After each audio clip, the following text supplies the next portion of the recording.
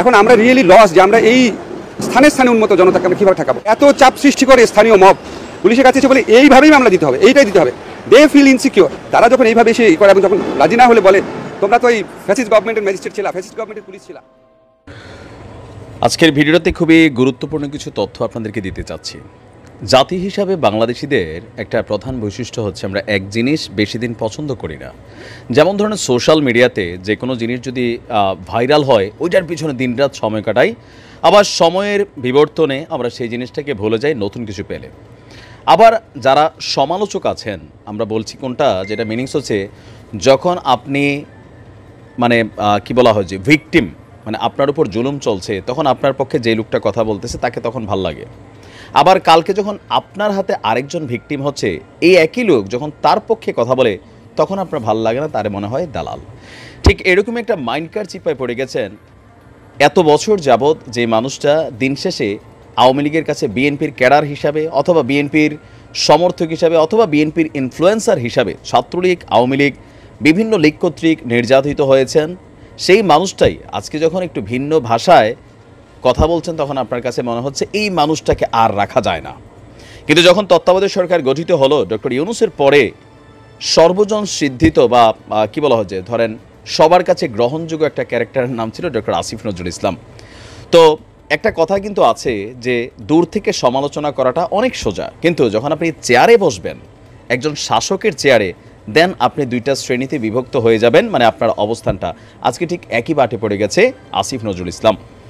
এখন আওয়ামী লীগও মাঝে মাঝে ওনাকে খোঁচা দেয় যে আওয়ামী লীগ ক্ষমতায় থাকাকালীন তিনি বিভিন্ন সময় বলতেন যে বাংলাদেশে প্রায় 20 থেকে 26 লক্ষ ভারতীয়রা চাকরি করছে বিভিন্ন ডিপার্টমেন্টে, তাদেরকে খুঁজে বের করেন যেহেতু এখন আপনি সরকারে আছেন। অপরদিকে তিনি যে অফিসটাতে বসে অফিস করেন সেখানে পিছনে একটা ব্যাকগ্রাউন্ডের ছবি আছে। এই ছবিটা দেখে বিএনপিপন্থী যারা আছেন তারা ভাবছেন যে না, আসিফ নজরুল তো মনে প্রাণে আসলে আওয়ামী লীগেরই লোক। আবার যখন আওয়ামী লীগকে নিষিদ্ধকরণ ইস্যুতে আপনি দেখেন বিএনপির মির্জা ফখরুলও কিন্তু যখন বললেন যে আওয়ামী লীগ রাজনৈতিক দল হিসেবে নিষিদ্ধ হোক, সেটা বিএনপি চায় না বা আমরা চাই না, আসিফ নজরুল ইসলাম স্যারও বললেন যে চায় না, তখন মির্জা ফখরুল ইসলামের মতন মানুষকেও আওয়ামী লীগের দালাল অথবা শেখ হাসিনার সহযোগী, আর আসিফ নজরুল স্যারের বলা হলো যে ইয়েস, এই লোকটা আসলে মনে প্রাণে আওয়ামী লীগ। আমি কি বুঝাইতে পারছি যে তিনি কোন চিপায় পড়ে গেছেন? একজন ন্যায়পরায়ণ শাসক যিনি হন তার এই শাসনটা সমভাবে বিস্তৃত হয়। এই আসিফ নজরুল স্যারকে নিয়ে আসলে আমার তো কথা বলার মতন যোগ্যতা নাই, বাট আপনারা যারা দীর্ঘদিন যাবত ওনার ফ্যান ফলোয়ার ছিলেন, আজকে তিনাকে নিয়ে পিনাকিদা থেকে শুরু করে ডক্টর কনক সারোয়ার থেকে শুরু করে আমজনতা বা যেই খেলাটা চলছে আর কি, সব মিলিয়ে আমি নিজেও একটু হতাশ। আসলে যে কোনো কিছুর জন্য একটু সময় দিতে হবে। আপনি যদি মনে করেন যে আপনি যা শুনতে চান সবসময় ঠিক তাই বলতে হবে, তিনি তো ভাই আপনার চাকরি করে না। একটা যেই রাষ্ট্র বৈষম্য বিরোধী রাষ্ট্র, সেখানে যারা অন্যায় করছে তাদের বিচার হবে, যারা জুলুম করছে তাদের শাস্তি হবে, মামলা হবে। তবে এই যে এখন যে মামলাগুলো হচ্ছে, গণহারে অনেক মামলা হচ্ছে, যেগুলো আমরা দেখতে পাচ্ছি যে এগুলা মামলাগুলার আসলে কোনো ভিত্তি নাই, জাস্ট দিয়ে দেওয়া হচ্ছে হয়রানির জন্য।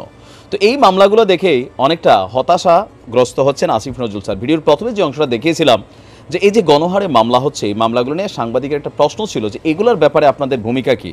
দেখেন বৈষম্য বিরোধী ছাত্র আন্দোলনের যে অন্যতম নেতারা তারাও কিন্তু বলছেন এই গণহামলা, গণমামলা, এই মানে উল্টাপাল্টা এগুলা আসলে করার সুযোগ নেই, কিন্তু পুলিশ বাধ্য। আসিফ নজরুল স্যার ওইটাই বলছিলেন যে ওই সময় পুলিশ আওয়ামী লীগের কথা শুনতে বাধ্য হয়েছিল, এখন মবদের কথা শুনতে, স্থানীয় মানুষদের কথা শুনতে বাধ্য হচ্ছে। তো আপনি ভাবছেন এই পুলিশ নিরপেক্ষ হবে, তাহলে কি এটা আসলেই সম্ভব? আসিফ নজরুল ইসলাম স্যারের চেহারায় অনেকটা হতাশা, আগে যাই গলার আওয়াজটা ছিল সেইটাও এখন তিনি বলতে পারতেছেন না। তো সব কিছু মিলিয়ে যদি এই পরিস্থিতিতে চাপটা থাকে তাহলে তিনি যে পার্সোনালি সম্পন্ন মানুষ, নির্ঘাত তিনি পদত্যাগ করবেন। আর তার মতন মানুষরা পদত্যাগ করলে সংস্কারের যে চিন্তা, এই চিন্তাটা কখনোই কিন্তু শতভাগ বাস্তবায়িত হবে না। অনেকেই মনে করছেন যে ডক্টর ইউনূসের সরকার বসছে শুধু আওয়ামী লীগকে নিধন করতে, আওয়ামী লীগকে শেষ করে দিতে, বা উপদেষ্টারা যারা আছেন তাদের টোটাল অ্যাক্টিভিটিস হবে এন্টি আওয়ামী লীগ। কিন্তু তারা এখানে অনেক সমীকরণ বুঝতে পারছেন না যে বাংলাদেশে আওয়ামী লীগের একটা বিশাল সাপোর্টার শ্রেণী কিন্তু আছে। এই মুহূর্তে তারা হয়তো লুকায়িত অবস্থায় আছে। যারা বৈষম্য বিরোধী বাংলাদেশে এই মুহূর্তে ক্রিয়েট করতে চাচ্ছে, অন্তত আমাদের এই উপদেষ্টারা, তারা কিন্তু কোনো দলের পক্ষে নির্দিষ্ট অবস্থান নিচ্ছেন না। আওয়ামী লীগের বিপক্ষে যে অ্যাকশনগুলো যাচ্ছে এগুলো আওয়ামী লীগ প্রাপ্য, যে অন্যায় জুলুম নির্যাতন করছে সেগুলোর জন্য অ্যাকশন হচ্ছে। কিন্তু এর বাহিরেও আওয়ামী লীগ একটা পরিবার, বা বিভিন্ন ইস্যুতে, প্রশাসনের অনেক ইস্যুতে যে না তারা বের করে দিতে হবে, তারা রাখতে হবে, এইটা করতে হবে, সেইটা করতে হবে, দেখেন এগুলা নিয়ে তারা যেটা করতে চাচ্ছে যেন ইন ফিউচার রাজনৈতিক সরকার প্রেক্ষাপট পরিবর্তন হবে, এই যে মিথ্যা মামলা অথবা ধরেন পুলিশকে ব্যবহার করা, চাপ প্রয়োগ করা, তো এই পুলিশে তো আবার আওয়ামী লীগ ক্ষমতায় আসলে এইভাবে আওয়ামী লীগ চাপ দেবে, এইভাবে কাজ করবে, আবার এইভাবে বিএনপি নেতাদের নামে মামলা হবে। তা আমার মনে হয় যে আসিফ নজরুল স্যারদেরকে এতটা প্রেশার ক্রিয়েট করা উচিত না। এতে কি হবে, তিনি পদত্যাগ করে বসবেন, এটা আমি অ্যাডভান্স বলে দিয়ে গেলাম। কারণ রাজনৈতিক নেতা পদত্যাগ করেন না, কারণ কি এই পদত্যাগের পেছনে তাদের কোনো স্বার্থ নাই, বা এই চেয়ারটাতে তাদের সকল স্বার্থ, টাকা পয়সা, দুর্নীতি, লুটপাট, হ্যাঁ মানে সময় সময় আসবে, খাবে। কিন্তু আসিফ নজরুলের মতন ক্যারেক্টার যারা আছেন তারা কিন্তু আত্মসম্মান বোধটা খুবই উঁচু স্তরেরই হন। ওনাদেরকে সময় দেওয়া উচিত, মানে আপনার মন মতোই সব হইতে হবে, তাহলে তো ভাই ওনারা আপনার পারপাস সার্ভ করতে বসছে। এরপরে যখন আবার আওয়ামী লীগ আসবে তখন আওয়ামী লীগের পারপাস সার্ভ করবে, তখন আবার বিএনপির পক্ষে কথা বললে বিএনপির ভাল লাগবে, জামাতের ভাল লাগবে, অন্য দলের ভাল লাগবে। বিষয়টা এরকম না, বিষয়টা আসলে কিন্তু এরকম না। তো এই জিনিসগুলোতে বাঙালি জাতির অ্যাডজাস্ট হতে একটু সময় লাগবে। মানে সবাই যেটা চাচ্ছে এখনই অ্যাকশন করে এনে আওয়ামী লীগ নিশ্চিহ্ন হয়ে যাবে, বা এটাতে কি হবে, দেশের মধ্যে অনেক ধরনের ঝামেলা তৈরি হবে। তো ডক্টর আসিফ নজরুল স্যারদেরকে কাজ করতে দেওয়া উচিত। এত সমালোচনা করলে যে কাজগুলো করার গতি সেটা থমকে যাবে, ফ্রাস্ট্রেশন আসবে, তারপর দিন শেষে মনে হবে যে এই জাতি আসলে মারা খাওয়া জাতি, এদের মারা খাওয়া উচিত, আমি এখান থেকে পদত্যাগ করে সরে যাই। তবে আমি আসিফ নজরুল স্যারের উদ্দেশ্যে বলবো, আপনারা যে মিশনে আছেন সেই মিশনটা কমপ্লিট করেন। এমন একটা সিস্টেম আমরা চাই, রাজনৈতিক দল রাজনীতি করবে, সরকারের পালাবদল হবে, কিন্তু প্রশাসনে কোনো ধরনের ভূমিকা তৈরি হবে না, আমজনতার মধ্যে কোনো লুটপাট, মামলা, হামলা এগুলো তৈরি হবে না, আইনশৃঙ্খলা বাহিনী তারা প্রভাবিত হবে না। এই বাংলাদেশ যতক্ষণ তৈরি করা না যাবে ততক্ষণ এই বিক্ষোভ বা কি বলে যে সরকার, দ্বিতীয় স্বাধীনতা বা যে যে নামে আমরা কথাগুলো বলছি, কোনো কিছু অর্জিত হবে না। ক্যারেক্টার ওইটাই থাকবে।